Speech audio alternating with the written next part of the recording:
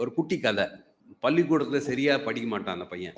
எல்லா பாடத்திலயும் ஃபெயிலு. அவன ஒரு கிளாஸ்லேருந்து இன்னொரு கிளாஸுக்கு வாத்தியார் போடுறதுக்கு ஒரே காரணம், அவன் கையெழுத்து ரொம்ப மோசமா இருக்கும். அந்த கையெழுத்த தாங்கவே முடியாது அவங்களால. இந்த வருஷமும் நம்மளால இந்த கையெழுத்த தாங்க முடியாதுன்றதுனால அடுத்த கிளாஸ்க்கு போட்டுருவாங்க. அடுத்த கிளாஸ் டீச்சர் பார்த்துக்கட்டும்னு சொல்லி. அப்படி இப்படி தேறி ஏறி இந்த இவரு வந்து எப்படியோ 10வது, 12வதுலாம் முடிச்சாரு. அப்புறம் படிப்பான்னு அவங்க வீட்ல நெனச்சாங்க. நெனச்சா அவரு கிரிக்கெட் மேட்ட வச்சுக்கிட்டு, மட்டைய வச்சுக்கிட்டு சுத்திக்கிட்டு இருக்காரு. கிரவுண்டா சுத்திட்டு இருக்காரு. பசங்களோட போறாரு, வராரு. வீட்ல இருக்கிறவங்களுக்கெல்லாம் ஒரே கவலையா போச்சு. என்னடா ஒரே பையனா இருக்கான். ஒண்ணும் படிப்பு பக்கமே அவனுக்கு வாசனை மாட்டேங்குது.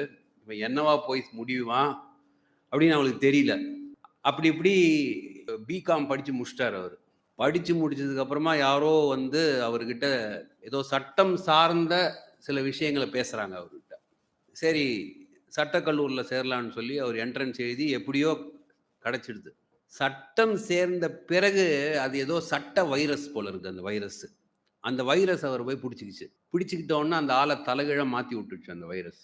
தலைகீழா மாத்தி சட்டத்துறையில வழக்கறிஞரா நல்லபடியா தன்னுடைய தொழில புரிஞ்சு, அவர கூட ஜட்ஜ் ஆகலான்னு நெனச்சு, இன்னைக்கு ஜட்ஜா உங்களுக்கு முன்னாடி நிக்கிற ஆள் அந்த ஆள் தான்.